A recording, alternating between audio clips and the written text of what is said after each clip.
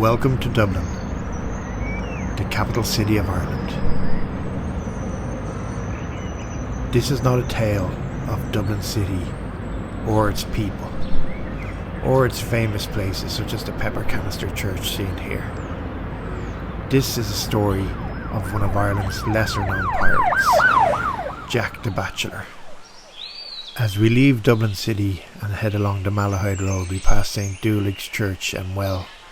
This is a beautiful ancient church on the Malahide Road and well worth a stop off to visit. From here we make our way into Malahide. Malahide is a beautiful village with a marina and its wonderful castle, with of course its own resident ghost by the name of Puck. There are plenty of beaches that run along the Dublin coastline. Some have seals and lovely sand, others are pebble beaches, but all of them are an absolute treasure and a must visit.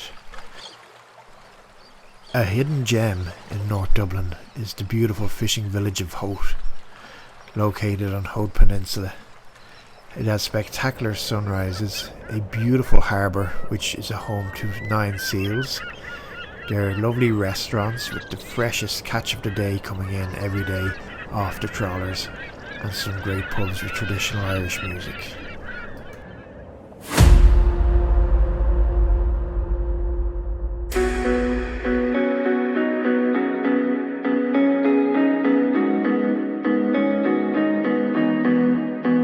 As we head north, we come to the village of Lusk. Lusk has been associated with Saint Macullen and his monastery since 450 AD. The round tower at Lusk was built in the 10th century. It stands at 27 metres high. Inside there are 9 floors including a basement, which is the highest number of any round tower.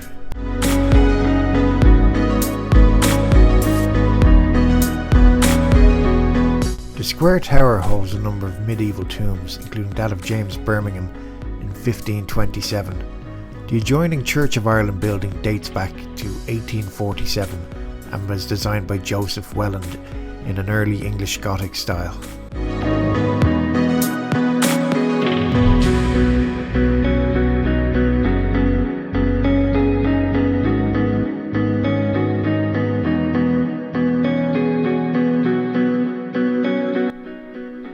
As we leave Lusk, we now head north towards Finnegan's Corner, where we take a right turn and head towards Baldongan Castle.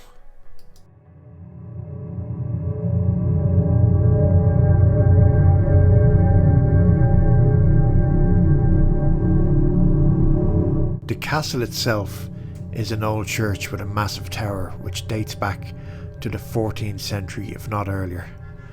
The massive tower, rather like a tower house or a small castle, was built at the west end of the church to give much needed security to the priests who lived there. Many churches in the Pale, the area around Dublin which remained loyal to the English rulers in the late Middle Ages, had similar secure living quarters built during a very turbulent time of ransacking and looting. To the northwest of the church was Baldongan Castle, originally built in the 13th century by the Barnwell family, where a 200-strong garrison was executed by Cromwellians in the 17th century wars.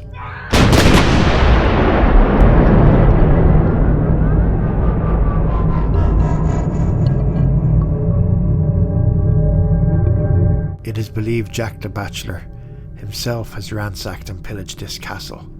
Who is Jack the Bachelor?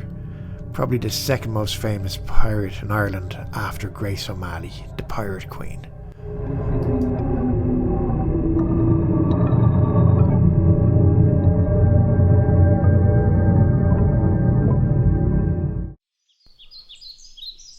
Born Jack Connor in County Wexford in 1776, his family moved to Rush in 1788 when he was 12. Rush's famous pirate was known for his swashbuckling and romantic ways. He soon became known as the Robin Hood of Ireland and even became accepted in society circles during his time. Jack died of a fever at the age of 36 and is buried in Kenure graveyard, where it is said that thousands came to mourn him. His grave is still visible at the back of the old Kenure church.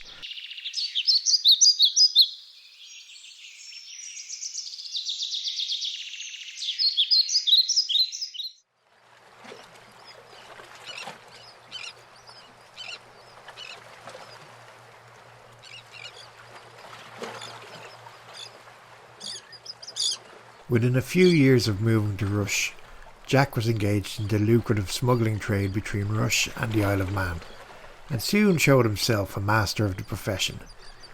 Eventually Jack bought his own boat, the Royal Oak, and operated a large-scale operation from as far afield as Dunkirk, out of his smuggler's cave situated in the cliff's face between Loch Shinny and Skerries. Luckily for him, the North Dublin coastline is full of nooks and crannies, coves, small sea inlets and many small harbours. It's ideal for any smuggler to sneak in the darkness of night and dock at any harbour unnoticed. So the order of the day, back in Jack's time, was to traffic goods which included tea, brandy, rum, silk, lace and much more. In all his escapades he would go out of his way to aid those in distress, especially those who were widowed or fatherless. He would take great pity on the poor and would often ensure that the tax collector spies would get incorrect information to prevent them from procuring the money or imprisoning them for non-payment of taxes.